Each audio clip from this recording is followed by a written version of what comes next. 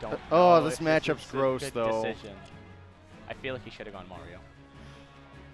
I don't know, because like Ryoku plays multiple characters. Maybe he thought the Link was coming out, or maybe one of his other characters over the Bayonetta. But yeah, Bayonetta Olimar, not super good, but it could have been just like a blind draw. Just, hey, I'm going to sit down and pick this character situation.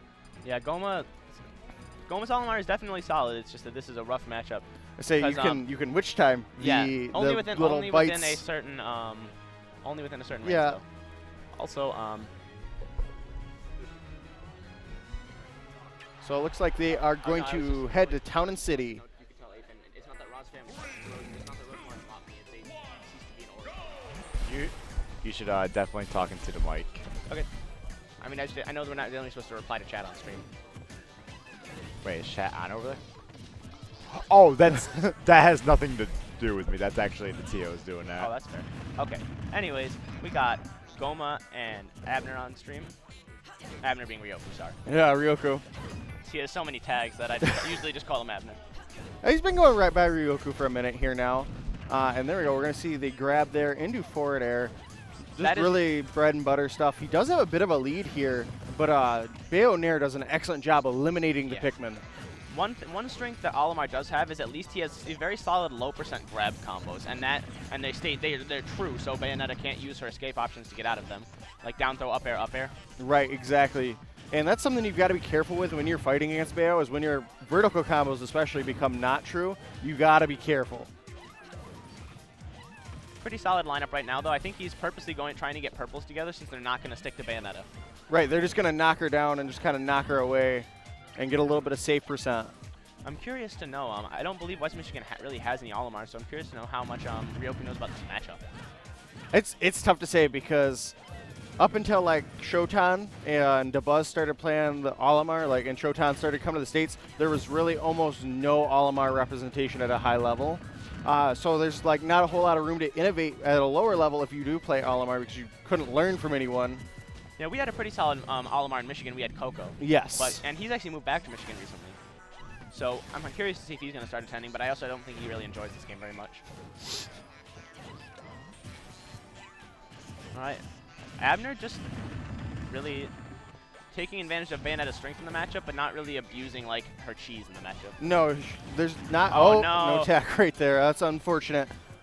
But we're just going to keep rolling here. Goma's done a good job keeping. Oh my. He was asleep on that. He just read that option. Good read for Goma.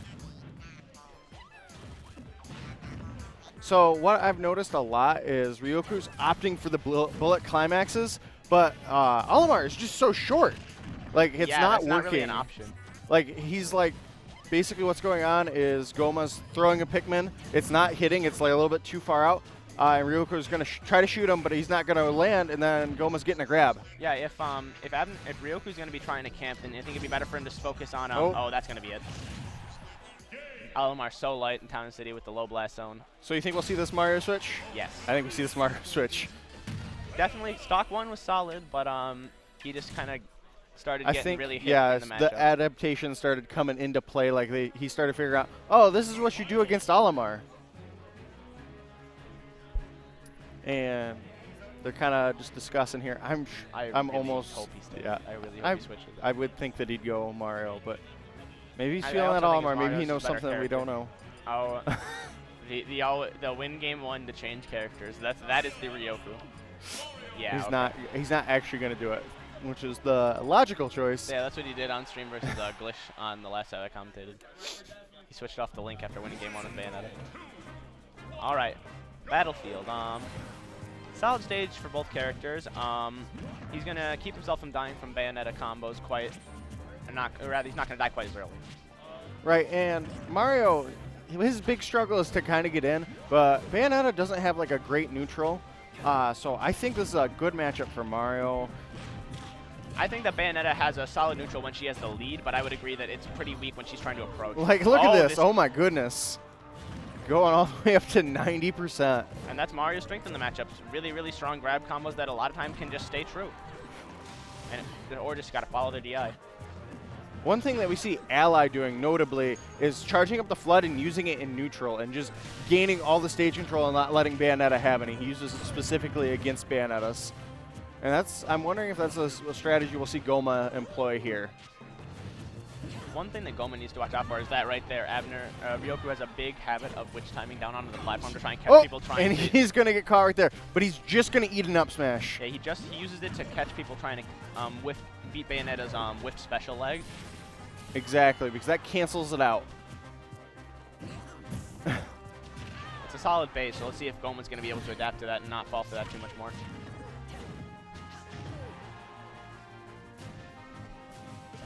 One kind of thing that I've seen that started recently, Bayonettas have started using Mario, started like kind of Mario comboing people with like up airs on like Battlefield and Town and City. Yeah, she can actually link up airs quite well. It's just that she's got all these specials that you're just like, oh my goodness, I can just take them straight up to the heavens. But no, that's another solid option. Yeah. And that back throw is going to go ahead and clean him up. Yep. That's Mario's other good thing in the matchup is that he's got a pretty effective kill throw, so he can kind of hold shield a lot against Bayonetta at high percents. Yep, the witch time out of that. Now, if you drop straight back down, you can actually catch him with another back air. You can actually catch him with another down air and get a regrab too. Or down air, excuse me. That's what I meant. I misspoke. I'd like and to the see back air, they're not sweet spotting. Yeah, I'd like to see Ryoku try and maybe capitalize on Goma a little more off stage, because Bayonetta Nair can actually do pretty well against Mario's up B. Or if he just catches his jump. Exactly. You know, the Mario up B, it's really good, but there are flaws to it, but you just have to go out there and challenge it. Ryoku might not be comfortable going out and challenging it, though, because that's not something that you can hit all the time. Even if you play like against a lot of Marios, that's something that's hard to hit. Absolutely. That back air is still not going to do it. Oh, my goodness. And the forward throw, not going to take it either. This could, if Goma can get a grab, this could go really badly for Ryoku right now. He's trying. He's doing everything that he can in his power to just keep his advantage.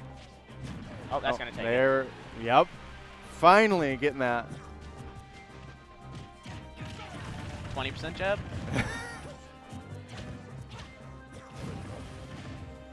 There we go, and this is back to basically an even game, just like that. Yep. Both of these characters have that kind of like win neutral once and just carry it for a very long time. Uh-oh. Oh, he's just gonna combo him yet. That was good. That was a good decision. Oh, trying to get him with a rage hit of the up B. I mean, I think that's the optimal thing. Like, none of her smash attacks are really gonna start killing you. Yeah, no, I agree. Let's just get that good percent and just keep playing, because like you said, when Bayonetta has an advantage and she's got a lead and she doesn't have to approach, she's very good. But when she's got to approach when she's behind, that's where she's going to struggle. So getting the percent is super smart there. Yeah, pretty even game. I'm curious to see how this is going to go at the high percent, because this is where it's going to start really becoming, we're going to see like especially out of Goma, because he's down a game, we're going to see like the last ditch effort mix-ups and stuff like some that. of the panic options. See, I think what he has to do is just kind of keep playing safe. They've got about 2 minutes left here. This is a very good pace match. It's not going super slow, but they're going back and forth. I think Bayonetta might actually die to up smash right now. She is a fairly light character. She's fairly light, and that's really strong. But then again, which time's a thing? Yeah, so you got to be very careful. You can't just throw them out. Lots of rollback from Goma. One habit I've kind of noticed of Goma is it seems like he's kind of afraid to press for a lead when he's kind of afraid to press like.